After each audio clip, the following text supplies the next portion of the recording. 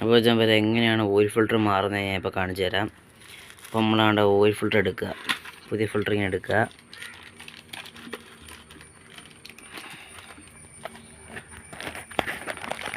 ഇതുപോലെ ഒരു കുത്തിക്കാൻ നമ്മളത് എഞ്ചിൻ ഓയിൽ എടുക്കണം. ഓയിൽ ഫിൽറ്റർ എടുക്കുക. അതുകൊണ്ട് ഇവിടെയാണ് നമുക്ക് ഓയിൽ ഫിൽറ്റർ വെക്കേണ്ടത്. അതുകൊണ്ട് ഈ ഒരു ഭാഗത്ത് അപ്പം നമ്മൾ വേണ്ട ഫിൽറ്റർ എടുക്കുക. ഫിൽറ്റർ കടലിൽ വെച്ചിട്ട് നമുക്ക് കുറച്ച് എഞ്ചിൻ ഓയിൽ എടുക്കണം.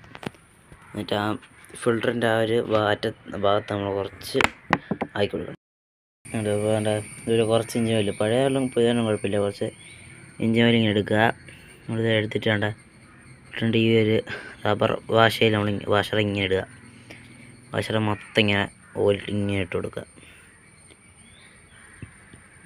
കയ്യിലെ പെയിൻറ്റ് ചെയ്യാണ്ട് ഇപ്പോൾ മൊത്തം വേണ്ട നമ്മൾ ഈ സൈഡും വേണ്ട ഇയർ ബോക്സും നമ്മൾ ഗോൾഡൻ പെയിൻ്റ് ആക്കിയിട്ടുണ്ട്, അതിൻ്റെ പെയിൻ്റായി കാണുന്നത്.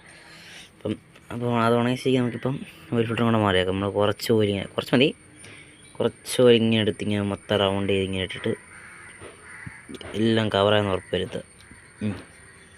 എന്നിട്ട് നമുക്ക് വലിയ വഞ്ചിയല്ല, നമുക്ക് വേണ്ട ഓയിൽ ഫിൽറ്റർ എടുക്കുക. ഇവിടെ ഓയിലാക്കിയിട്ടുണ്ട്, ഇവിടെ ക്ലീൻ ചെയ്ത് വെച്ചേക്കുന്നതാണ്. അപ്പോൾ നമ്മൾ നേരെ അങ്ങോട്ടും ഫിൽറ്റർ കയറ്റുന്നു, തിരിക്കുന്നു, ഇങ്ങനെ തിരിച്ച് ടൈറ്റ് ചെയ്ത് കിടക്കുന്നു.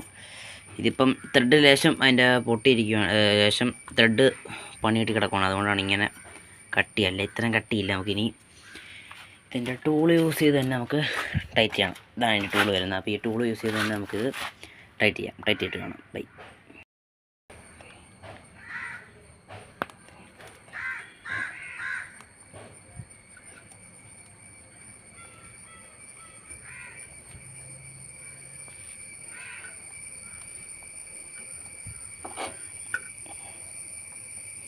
അപ്പോൾ ചാമര ഇങ്ങനെയാണ് നമ്മുടെ ഓയിൽ ഫിൽറ്റർ ടൈറ്റ് ചെയ്യുന്നത്.